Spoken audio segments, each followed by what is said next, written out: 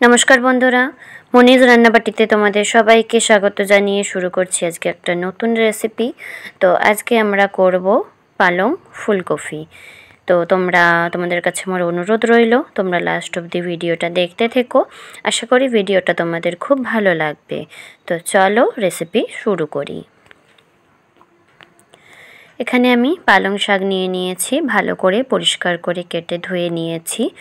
আর এখানে আমি ফুলকপি নিয়ে নিয়েছি, তোমরা তোমাদের আন্দাজ মতো পরিমাণ করে নেবে। এখানে আমি গোটা রসুন নিয়েছি, একটু আদা রসুন কুচি করে নিয়েছি। এখানে গোটা আদা নিয়েছি, গোটা পেঁয়াজকে কেটে নিয়েছি। এখানে ছোট্ট ছোট্ট করে কুচি কুচি করে পেঁয়াজ কেটে নিয়েছি, আর একদম টমেটোকে কুচিয়ে নিয়েছি। তো আমি এখানে কড়াই বসিয়ে দিলাম। তো এবারে আমি এখানে 1 চামচ মতো তেল দিয়ে দিলাম। তেল দিয়ে আমি এখানে কয়েকটা চিনেবাদাম দিয়ে দিলাম। তো চিনেবাদামটাকে আমরা ভালো করে ফ্রাই করে নেব।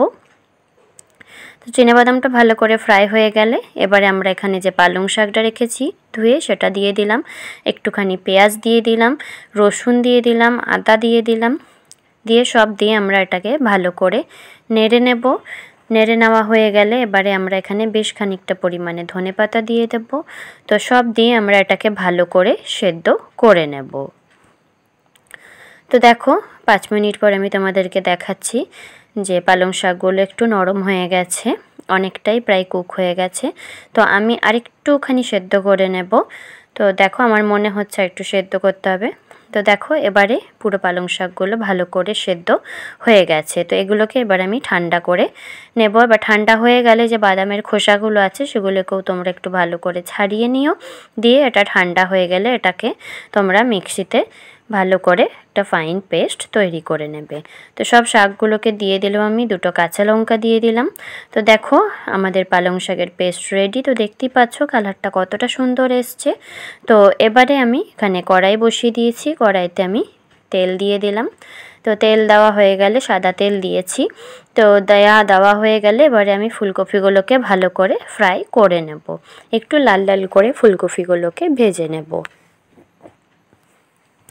এটাকে আমি ঢাকা দিয়েই ভাজছি যাতে ফুলকপিটা একটু সেদ্ধও হয়ে যায়, তাহলে আমাদের রান্নাটা আরও তাড়াতাড়ি হয়ে যাবে। তো সেই জন্যে ঢাকা দিয়ে দিয়ে আমি ভালো করে ফুলকপিগুলোকে ভেজে নিচ্ছি। তো দেখো আমাদের ফুলকপিগুলো লাল লাল করে ভাজা হয়ে গেছে। এবারে আমরা ফুলকপিগুলোকে নাবিয়ে নিচ্ছি। তো দেখো এটা তোমরা, যেহেতু আমি নতুন ফুলকপি তো সেহেতু আমি ভাপাইনি।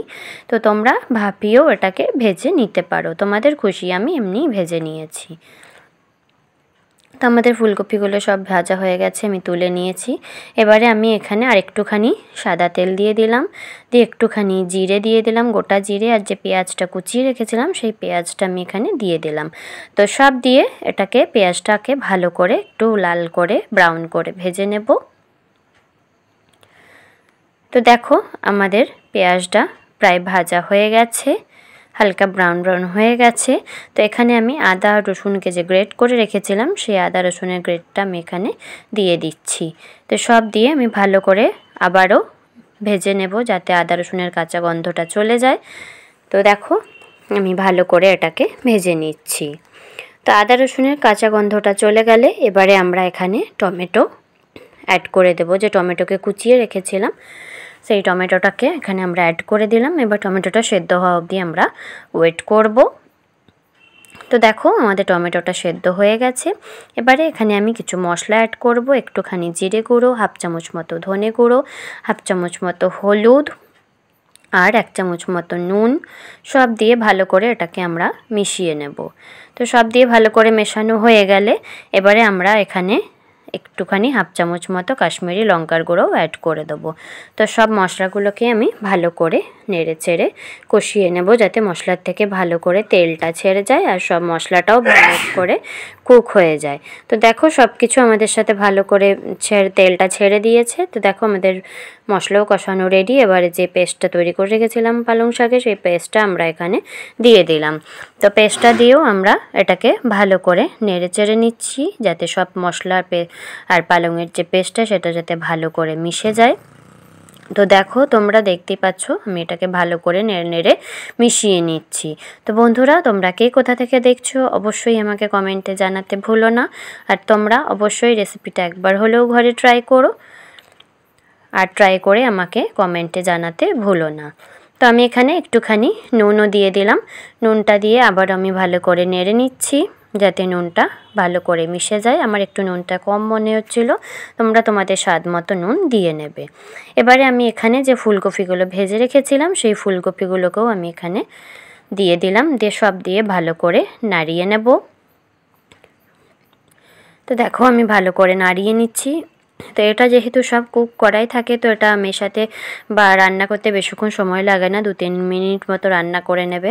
দিয়ে এটাকে ভালো করে নেড়ে চেড়ে নেবে। দিয়ে এখানে আমি একটু মিক্সি ধুয়ে বাটিটা ধুয়ে একটুখানি জল অ্যাড করে দিলাম। তো জলটা অ্যাড করে দিয়ে আবার আমি ভালো করে নেড়ে দিচ্ছি যাতে কফিগুলো খুব ভালো করে সেদ্ধ হয়ে যায়।